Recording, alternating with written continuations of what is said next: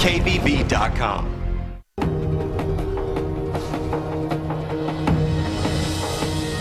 Yet another twist in the growing IRS scandal. We already knew that Doug Shulman visited the White House more than 150 times. He was the former commissioner of the IRS. But after a closer look, the logs revealed Sarah Hall Ingram, the IRS official overseeing the agency's implementation of Obamacare, has racked up more than 150 visits herself. So what exactly were they doing there? Here now is president of the Franklin Center for Government and Public Integrity, Jason Stverak. Good morning to you. Thanks for being with us. It's my pleasure. Thank you so much. Is it far-fetched to think that that something could possibly have been going on with this Mrs. Ingram, you know, as far as targeting people maybe who were speaking out against Obamacare? I don't think it is far-fetched. When you continually have day after day of another government agency targeting, spying on American citizens, you have to have that question raised. When you have a head of the implementation of Obamacare, as well as the head of the tax-exempt part of the IRS, in over 160 meetings at the IRS,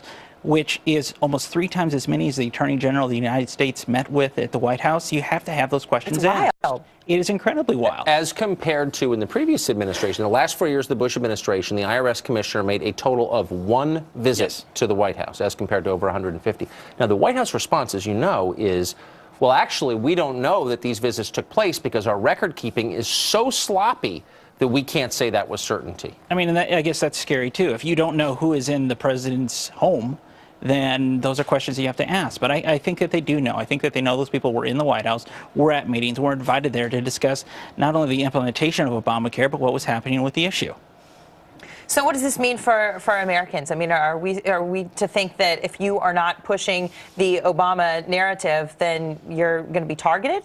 I think you have to look at what's happening. You have Sarah Ingram in 2009 speaking at Georgetown Law Center, where she talks about there's not going to be a one-size-fit-all governance policy for nonprofit agencies, and you're starting to see that happening right now with the targeting of the conservative Tea Party groups across this country. So the proof is in the pudding. You've seen it happen day in and day out, congressional hearings about the IRS, whether it's a rogue employee in Cincinnati or targeted directly from D.C., the targeting of specific Americans and their organizations for their personal beliefs. Now, I want to put up on the screen a list of 3 other people who also went to these meetings at the White House. The first is Richard Cronick, 218 meetings. He's the HHS Deputy Assistant Secretary. Second is Catherine Livingston, 217 meetings. Healthcare Council IRS office. And then Kenneth Cho, 214 meetings, HHS Deputy General Counsel. It's pretty hard to get a meeting at the White House. Why were these people encouraged to come over 200 times a piece? Well, that's the question we're asking, and I think that's the question that all media outlets should be asking about. Why were these individuals having so many meetings at the White House?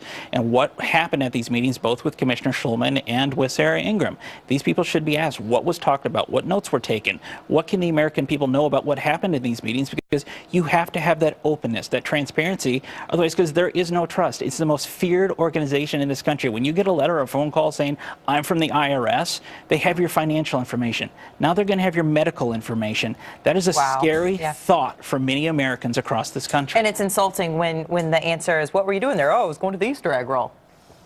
Come on. All right, thank you so much for your time. Thank you so much for your time. Thanks, Jason. Well, a Navy vet fighting cancer finds himself